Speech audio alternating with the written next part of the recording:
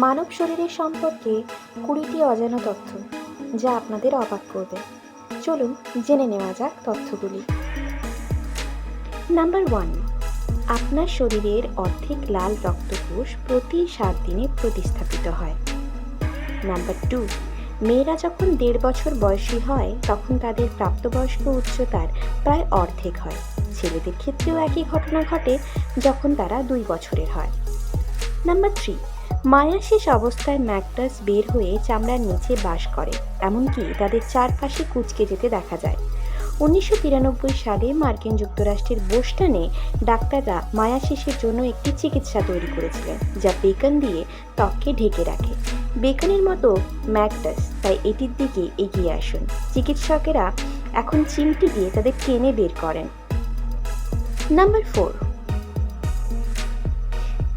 কেন মুখে ব্রণ দেখা যায় জানেন? একটি ব্রণ দেখা যায় যখন চুলের ফলিকলগুলি শুকিয়ে যায় এবং তার মুখগুলি তেল দ্বারা আটকে যায়। তখন তা আর বেরোতে পারে না, ফলে তারা ত্বক থেকে ব্রণর আকারে বেরিয়ে আসে। নাম্বার 5, অ্যাসপারাগাস খাওয়ার ফলে একটি রাসায়নিক তৈরি হয় যা প্রস্রাবে তীব্র গন্ধ তৈরি করে।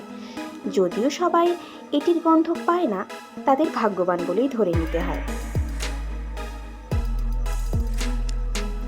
নাম্বার 5, আপনারা কি জানেন আমাদের চোখ অন্ধকারে অভ্যস্ত হতে প্রায় 1 ঘন্টা সময় নেয়, কিন্তু তারপরে যখন তারা হঠাৎ আলো দেখে তখন তা উজ্জ্বল সূর্যালোকের চেয়েও 1,00,000 গুণ আলোর প্রতি সংবেদনশীল হয়ে ওঠে। নাম্বার 7, ব্যাকটেরিয়ারা বিকিরণের ডোজ অর্থাৎ রেডিয়েশন ডোজ থেকে 10,000 গুণ বেশি বেঁচে থাকতে পারে, যা একজন ব্যক্তিকে অনায়াসে হত্যা করে দেয়। নাম্বার 8, যদি একটি মানবদেহের সমস্ত রক্তনালীগুলোকে শেষ করে দেওয়া হয় এবং তাদের পরিমাপ করা হয়, তবে দেখা যাবে তারা 97,000 কিলোমিটার অর্থাৎ 60,000 মাইল পর্যন্ত প্রসারিত হচ্ছে। নাম্বার 9, বেশিরভাগ মানুষই প্রায় একই পরিমাণ সময় মিটমিট করে কাটায় যতটা তারা পুরো জীবনকাল ধরে মোট প্রায় 5 বছর খেয়ে কাটায়।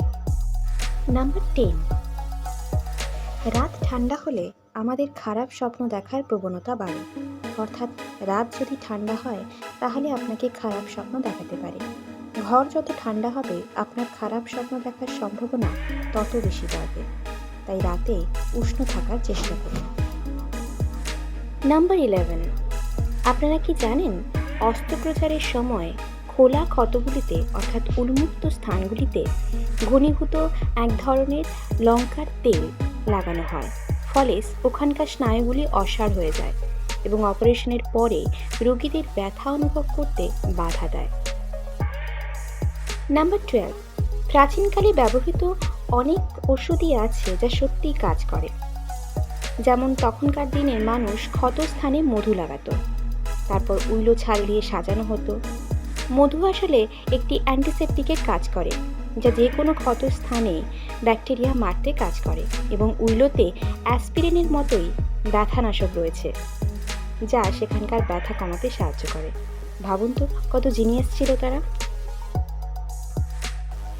নাম্বার 13, আপনারা কি জানেন আমরা প্রতিদিন যে খাবার খাই তার প্রায় 125 গ্রাম অর্থাৎ 5 আউন্স মল হিসেবে বেরিয়ে যায়। বাকি বেশিরভাগই জল এবং বাকিটা আপনার অর্থাৎ আমাদের শরীর দ্বারা শোষিত হয়।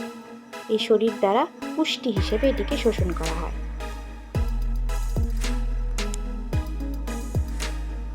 নাম্বার 15, ফরেনসিক বিজ্ঞানীরা মৃতদেহ খেয়ে থাকা ম্যাকটস এবং বিটল পরীক্ষা করে যাতে সেই ব্যক্তির মৃত্যুর সময় বের করা যায়। তারা এই কাজটি করে কারণ এই ধরনের পোকামাকড়েরা পচনের বিভিন্ন পর্যায়ে বিভিন্ন শরীরের অংশ খেতে পছন্দ করে। সেই দিক দিয়ে এরা নির্ধারণ করে যে ব্যক্তির মৃত্যু কখন হয়েছিল।